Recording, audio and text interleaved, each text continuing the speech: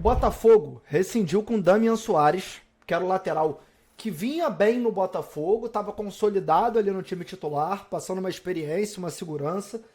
Só que o Damian Soares meio que, pulou do barco, disse que queria sair, aí tava negociando com outro clube, aí deu certo, aí depois deu errado, e aí ficou numa confusão, e ele ficou no Botafogo ali de bobeira e tal, mas o John Textor, corretamente, na minha humilde opinião, parece não ter gostado dessa situação, porque ele estava bem no Botafogo, o Botafogo estava dando todo o suporte para ele tinha todas as condições de continuar no Botafogo, brigando por títulos, construindo a sua história ali no clube, e ele preferiu pular do barco. E hoje o Botafogo rescindiu com o Damian Soares. O Botafogo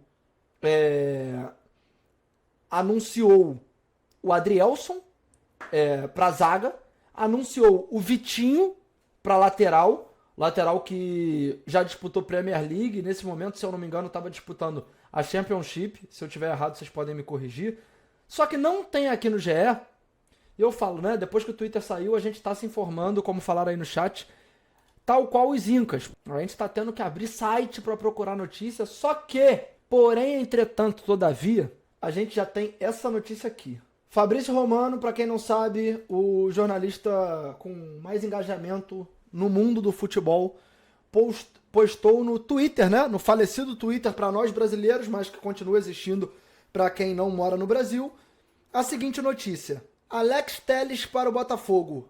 Here we go, que é o que ele posta quando o negócio está fechado. É a frase, o bordão que ficou famoso por ele. Acordo fechado por 2 temporadas e meia até o fim de 2026. Ou seja, ele joga 2026 inteiro, 2025 inteiro, mais essa metade, segunda metade de 2024. O acordo foi fechado hoje à noite, muito próximo da janela se fechar. O Alex Telles rescindiu com o Al Nassr, time de Cristiano Ronaldo, e retorna ao Brasil. Eu acho não, né? Tenho praticamente certeza, a não ser que tenha alguma anomalia. O Alex Telles chega a custo zero, não a custo zero que o Botafogo não vai gastar. O Botafogo vai gastar, aliás, consideravelmente com o salário dele. Mas chega a custo zero, o Botafogo não paga pela transferência porque ele está contratando um jogador sem contrato. Se ele rescindiu o contrato com o Al Nassr, ele está sem clube. Se ele está sem clube, o Botafogo não precisa comprar o passe do jogador. Então, ele traz um jogador do quilate, do nível, da categoria do Alex Telles para lateral, não gasta com a transferência, assim como não gastou com o Igor Jesus.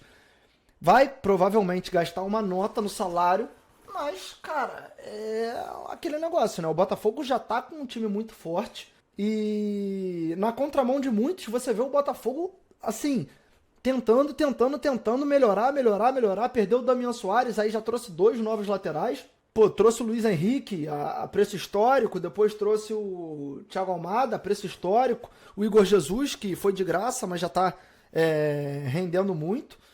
E aí, vi algumas pessoas diminuindo a contratação do Alex Telles e eu não concordo não, tá ligado? Assim, eu acho que o Alex Telles, foi muito bem no Porto. Ele não foi aquele lateral na seleção brasileira, mas a gente, com todo respeito, estava mal acostumado, tá ligado? A gente se acostumou a ter o Presidiário e o Marcelo Prime sendo titulares da seleção brasileira. O Presidiário, uma coisa é uma coisa, outra coisa é outra coisa. Ele é filha da p, mas sempre foi um grandíssimo lateral. E o Marcelo é outro que dispensa apresentações. Ah, você tá falando que o Alex Telles, então, vai jogar menos no Botafogo do que o Marcelo tá agregando ao Fluminense? Não, porque eu acho que o Alex Telles, além de tudo, ele chega mais jovem, se eu não me engano, né? O Alex Telles tem 31 anos, tá ligado? O Marcelo tem 36, então, ainda mais para uma posição de lateral, são 5 anos de diferença, e 5 anos é uma coisa que faz uma diferença brutal. O lateral você tá ali correndo o campo todo. E o Marcelo, ele ainda tem uma diferença pro Filipe Luiz, por exemplo. Eu sou, fã 01 do Marcelo, só que uma coisa é uma coisa, outra coisa é outra coisa. A gente tem que trabalhar com a realidade. Ainda que eu seja fã 01 do Marcelo, a gente tem que reconhecer que o Marcelo, ele tem lidado ali um pouco de problema com peso, ele é aquele jogador que se destaca muito pela parte técnica, pela categoria, mas já não consegue aquela capacidade física para estar defendendo, para estar marcando. O Felipe Luiz já era diferente. A idade teve que rasgar ele para ele não conseguir atuar mais em alto nível. Até então, ele sobrava no Flamengo tanto ofensivamente quanto defensivamente, porque ele sempre foi um cara que se cuidou muito. Agora, o Alex Telles, ele chega, obviamente, como um jogador menor que Marcelo, menor que Felipe Luiz, assim, não se dialogam, mas ele chega inteiro, ele chega com 31 anos, ele tava no Al Nassr, que é um time que, pô, não é, assim, é zero de bobeira. Às vezes a gente ainda tem um preconceito por Al Nassr. Pô, quando o time começa com Al assim, a rapaziada já fica... Mas, mano, a real é que é um time com poder de investimento muito grande, que tem potencial para trazer jogadores de uma prateleira muito alta, e o Alex Telles estava lá, não à toa. Antes disso, ele fez uma passagem muito boa pelo Porto. O Alex Telles, não à toa, teve diversas convocações para a seleção brasileira.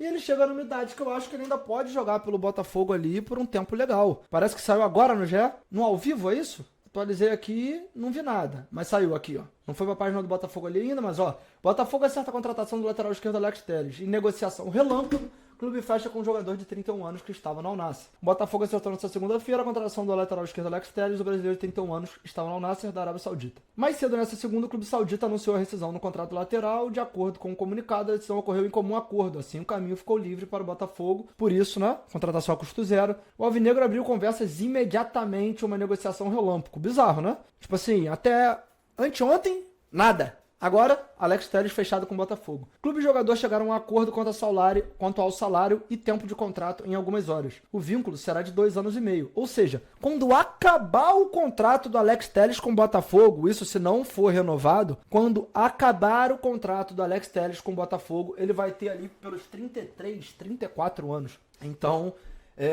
existe uma possibilidade bem grande de... ele se cuidando, ele ainda tá bem com lenha pra queimar, tá ligado? Recentemente, a Federação de Futebol da Arábia Saudita anunciou a ampliação do limite de estrangeiros por time. A partir da atual temporada 24-25, o número passa a ser de 8 jogadores não sauditas sem limite de idade, além de mais 2 jogadores sub-21, chegando ao total de 10 atletas estrangeiros. Muito parecido com o Brasil, né? No Brasil, se eu não me engano, agora você pode relacionar 9, não é? Você pode ter 9, se eu não me engano. Porque é uma loucura. Porque antes no Brasil eram 5. E aí com o crescimento do Campeonato Brasileiro passaram a ser 7. E agora, se eu não me engano, são 9. Então, pô, o Campeonato Brasileiro... Eu já falei, eu tô fechado com o meu mano Datafute pelo Super Campeonato Brasileiro. Com a chegada do Brasileiro Bento, o Al Nassr havia ultrapassado o limite proposto pela federação. Assim, um jogador estrangeiro do clube não poderia ser inscrito nas competições nacionais do país. Aos 31 anos, Alex Telles deixa o clube saudita com 3 gols e 6 assistências em 44 partidas disputadas. Um tempo atrás, quando o Vasco virou SAF, o Vasco foi um dos primeiros, não o primeiro, né? Mas foi um dos primeiros. Na época, eu acho que o Botafogo já era SAF, o América Mineiro, o Cuiabá, o Cruzeiro, por aí, né? O Bragantino, pô, desde sempre. O Bahia, eu acho que, aliás, foi um pouquinho depois do Vasco anunciar, se eu não me engano. Mas, enfim, essa rapaziada foram os primeiros times, tá ligado? Foram os primeiros times. O Coxa passou a ser, sei lá o quê. Mas foram os primeiros times. Começou muito a zoação. Eu lembro até que, pô, eu tava falando com os amigos tricolores. Pô, peço desculpa tricolor, porque tricolor é São Paulo, Grêmio também, mas tricolor, quando eu falo sobre o Fluminense, eles zoavam no sentido de, tipo assim, se vendeu, o clube se prostituiu, hein? Olha só. E eu falava, cara, eu também, pô, esse nunca foi o meu sonho, tá ligado? Mas eu falava que era uma questão de tempo pra grande maioria dos times se render a isso. É um dinheiro muito forte, é uma mudança de estrutura e de planejamento muito grande. A diferença do Botafogo pós-John Textor e pré-John Textor é um negócio inacreditável. O clube tava acabando, né? A torcida canta lá, ouvi dizer que o clube acabaria, mas eles não ouviam dizer à toa. O Botafogo não ia acabar por causa da torcida e tal, mas, assim, estava deixando de ser um clube que brigava pelas coisas, entendeu? Então, cara, hoje, algum tempo depois, eu já vejo alguns amigos tricolores que me zoavam quando o Vasco passou a ser SAF, implorando para o Fluminense virar SAF. Eu não tô dizendo que todo time precisa ser SAF. O Flamengo hoje, por exemplo, anda com as próprias pernas, tem muito dinheiro. Eu não vou entrar no mérito de como chegou até aí, porque aí é uma polêmica danada e não é o tema do debate. Pode ser o tema outro dia. Mas a real, mano, é que, por exemplo, o Palmeiras não é SAF, mas aí tem a Crefisa forte pra caramba. Aí, quando você passa a ver, quem não é SAF tá ficando pra trás financeiramente. Aí, mas esse clube aqui, perceba, quando a gente vai falar de um time que não é SAF e tá trocando com quem é SAF, você já vai pra uma exceção. Na regra, na grande maioria dos casos, os times que não são SAF estão comendo poeira. E eu acho que a tendência, ainda mais com a visibilidade que tem o Campeonato Brasileiro, e tá voltando a ter cada vez mais, é que os clubes passem a ser SAF. Então eu acho que essa zoação dos tricolores com o Vasco, com o Botafogo primeiro, né? Depois com o Vasco, sobre se vendeu, se prostituiu. Agora eu já vejo muitos tricolores pedindo pro clube ser SAF. Alguma outra parte ainda tá receosa assim, mas muita gente eu já vejo pedindo. E eu acho que com o tempo eu vejo muito mais uma possibilidade de clubes que não são passarem a ser do que clubes que são SAF deixarem de ser. Então, se existe mais chance dos clubes que não são passarem a ser do que os que são deixarem de ser, a tendência é que cada vez a gente tenha mais SAFs no Brasil. Renato, mas porra, por que o Brasil tem que ser assim? Gente, é porque isso não se fala.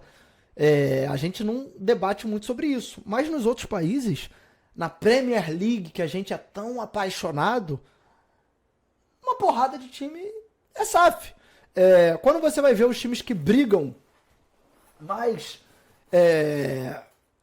frequentemente nas fases avançadas de Champions League, a grande maioria é SAF. Então a realidade é que isso, assim, demorou até a chegar no Brasil, entendeu?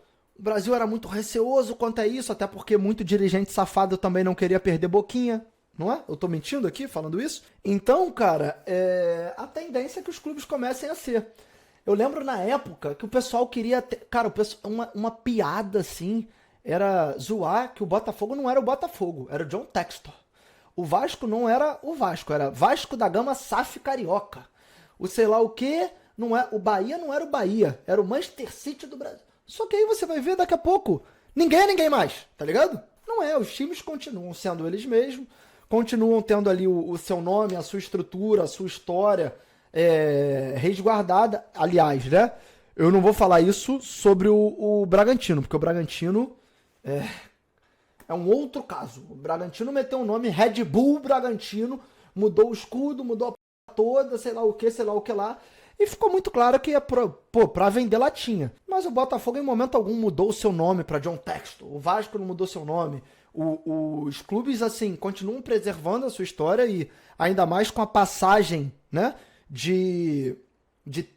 com o passar do tempo, as SAFs vão tendo, tipo assim, os clubes vão tendo mais experiência para negociar com seus compradores. Então você, quando vai fazer a venda, já mete um contrato azeitadinho de 70 páginas, não pode mexer no nome, não pode mexer nisso aqui. Se você fizer isso aqui, você tá fora. A 777, eu defendia que quando o Pedrinho fez um movimento, e tinha uma parte da torcida do Vasco que era receosa. Não, o Pedrinho não pode fazer isso, a SAF sei lá o que. Mano, o Pedrinho foi visionário, mano. O Pedrinho salvou o Vasco. A 777 quebrou no mundo todo, tem um monte de clube se fudendo e o Vasco tá assim, ó. Só que aí você fala, Renato, o Vasco saiu da SAF, voltou a ser associativo e tá bem? Não. O Vasco, fechou um bom contrato de patrocínio que nunca tinha fechado e teve segurança para negociar esse contrato de patrocínio porque o salário tava em dia e porque o Vasco não tava fudido de grana. Isso com a SAF, tá ligado? Com a SAF. O Pedrinho montou toda uma engenharia, se articulou todo para conseguir dar essa cartada na 777 antes dela quebrar no Vasco. A 777 saiu, o Pedrinho entrou em cena já com a estrutura, o salário tá em dia e ele tá negociando. Ele fala o tempo todo. O Vasco tá bem, mas o Pedrinho fala o tempo todo. Eu não quero que o Vasco volte a ser modelo associativo. O Vasco irá negociar com o comprador, só que o Vasco não vai se vender correndo. O Vasco não vai se vender a qualquer preço. Tamo fudido, vamos, qualquer um que vier, leva. Não, a gente vai esperar. E, cara, eu posso falar uma parada que tá acontecendo? Quem chegar pra comprar o Vasco hoje vai ter que gastar mais. Ou eu tô mentindo? O Vasco, hoje, é 1000 vezes melhor que o Vasco de 2 anos atrás. Tá ligado? Aliás, o Vasco pode entregar uma temporada... Se a temporada acaba agora, o Vasco entrega um time que foi às quartas de finais de Copa do Brasil. Ou seja, ficou entre os 8 melhores. e um time que tá na parte de cima da tabela do Campeonato Brasileiro. O valor do time faz isso aqui, ó. Tá ligado? O Vasco, quando foi vendido, ele tava na Série B, pô. Tava na Série B, não chegava nas oitavas da Copa do Brasil. O fato do Vasco tá tendo essa calma maior pra negociar, ainda que pô, um monte de comprador já tenha saído aí na mídia, é importante. Só que é aquele negócio. Eu volto a dizer. Eu acho que todos os times, assim, a tendência... Todos, quando eu falo todos, a maioria, né? Encontrarem suas SAFs. Agora, é importante que os times aprendam também com a experiência do Vasco. Porque o Vasco entrou o seu modelo de SAF com uma empresa que é picareta. O problema do Vasco não foi a SAF. Foi a empresa que comprou a porcentagem da SAF do Vasco.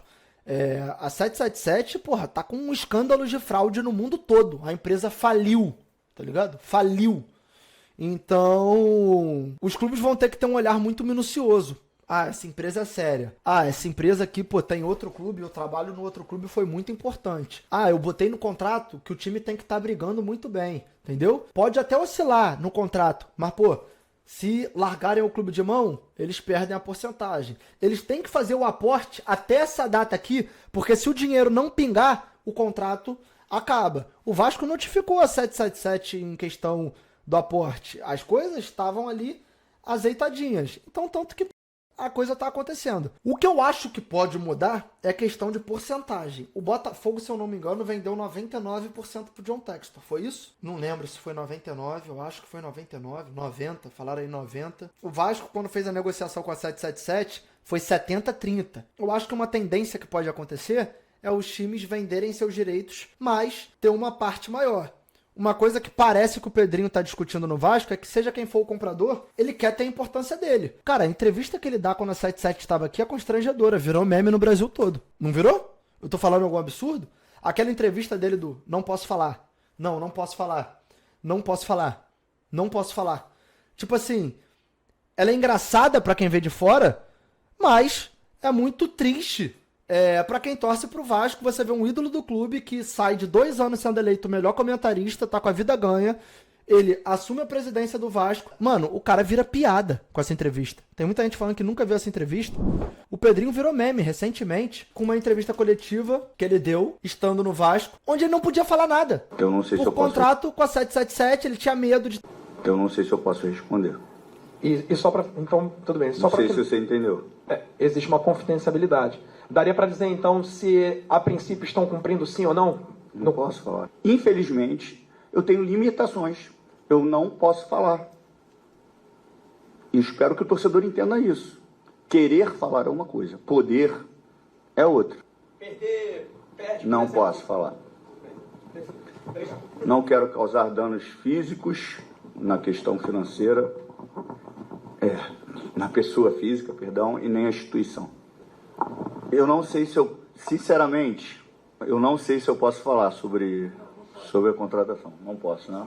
Não posso falar. E pelo que a gente sabe, é obrigação da SAF fazer a reestruturação. Não sei se eu posso falar.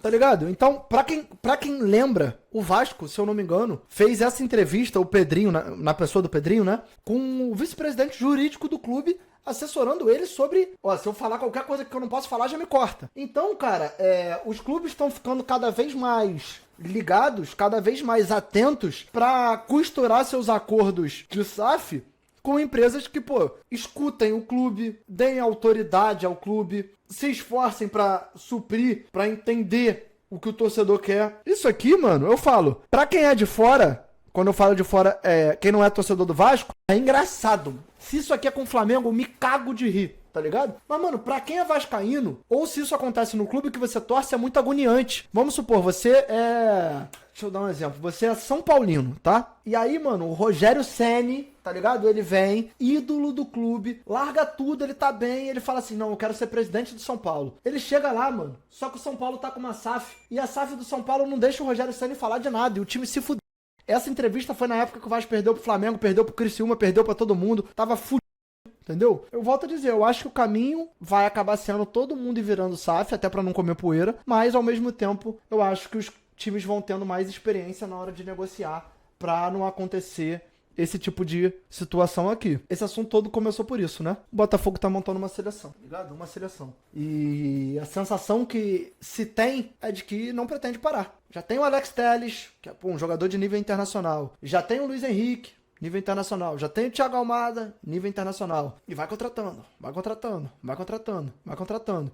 Então, é o que eu falo, mano. Tipo, já passou a época de ser SAF, ser piada, tá ligado? Agora os times que não são estão começando, já estão começando a ficar irritados, entendeu? Já estão começando a ficar irritados em relação a como as coisas acontecem. Acho que deveria ter, tipo, tem lá fora o fair play financeiro, tá ligado? Pô, mas aí, mano, vou te falar, a gente tem que ser honesto na hora dessa discussão, tá ligado? Geral abaixa a cabeça pra um monte de coisa que acontece. Aí o Botafogo começa a gastar e a pauta, fair play financeiro. Tipo assim, é pra um só? É pra todo mundo? Como é que vai ser feito? Como é que isso não vai frear o crescimento da Liga Nacional? O debate tem que ser amplo. Não pode ser debate por birra que você tá puto que seu rival tá indo bem.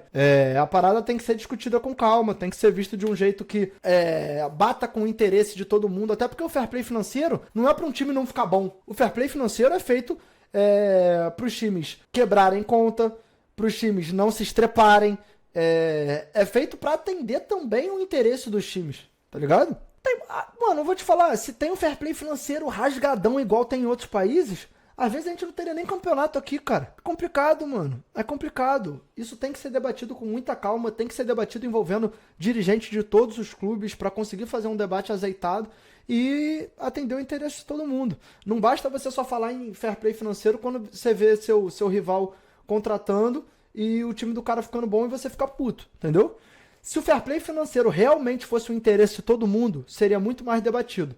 A realidade é que o fair play financeiro só é debatido quando alguém faz uma contratação de grande porte. Tem que ter pra todo mundo. O próprio Textor tava reclamando do Bahia por conta disso, mas tá gastando igual ou mais. Mas é claro, olha só, o próprio Textor, que é um dos que mais tá gastando, tá falando nessa parada. Só que se ele não gastar, ele come poeira, irmão. Ele come poeira. Eu vou falar um bagulho aqui, que eu não estou dando opinião sobre certo ou errado, tá? Eu não estou dando opinião sobre certo ou errado. Mas, por exemplo, Vagabundo, do Chico Moedas, a rapaziada fala, ele é comunista, comunista. Mas aí como é que ele tem um bagulho que ele comprou que é caro? Irmão, às vezes você pode até acreditar em uma coisa, mas você não vai ficar vivendo pra se e só entrar com a bunda nas paradas, entendeu? O Botafogo, na pessoa do John Textor, defende ali que exista um tipo de fair play financeiro. Ele vai ficar assistindo o mundo comer a bunda dele e brigando pela parada? Não vai, viado.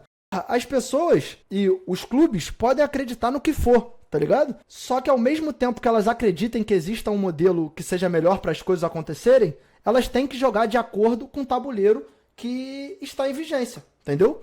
Nenhum clube vai deixar de fazer as paradas porque acredita que o modelo certo seja outro. Entendeu o que eu tô falando? Eu volto a dizer, eu não tô dando opinião de certo ou errado, tá? Agora, nenhuma pessoa que vive num sistema capitalista vai deixar de viver porque ela acredita que o sistema certo seja outro.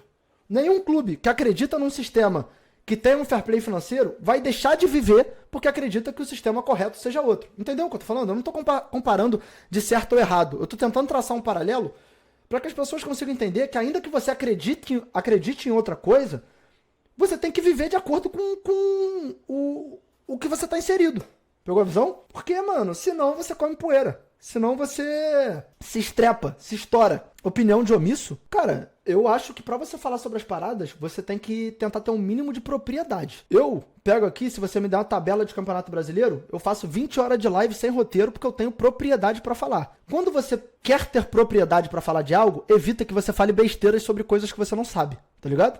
Então eu não tenho que chegar aqui e começar a cagar regra sobre fair play financeiro, porque eu não tenho propriedade pra falar sobre isso. Isso não é omissão. Isso é um pouco de coerência, né? É muito melhor eu chegar aqui e falar pra vocês, olha, gente, eu não tenho entendimento pra falar exatamente sobre como funcionaria o fair play financeiro, do que eu chegar pra vocês e ficar vomitando um monte de abobrinha baseado em nada. Pô. São coisas completamente diferentes, mano. Completamente diferentes. Da mesma forma que, por exemplo, quando eu falei ali sobre sistema, tem muita coisa no capitalismo que eu não concordo, que eu acho injusto. Mas, ao mesmo tempo, sei lá, tá ligado? Se vai ter alguma outra coisa que me convença e vai cumprir a demanda da população. E aí, mano, eu vivo num sistema capitalista, eu não vou deixar de viver por causa disso, entendeu? São situações, mano. Calma. Mano, eu tô calmo, tá ligado? Só que o bagulho, mano, é que a rapaziada hoje trata tudo muito a ferro e fogo. Se você não falou sobre algo, você é omisso, tá ligado? Sendo que não é, tá ligado? Tipo, às vezes você não falar sobre algo, evite que você passe vergonha falando sobre algo que você não sabe.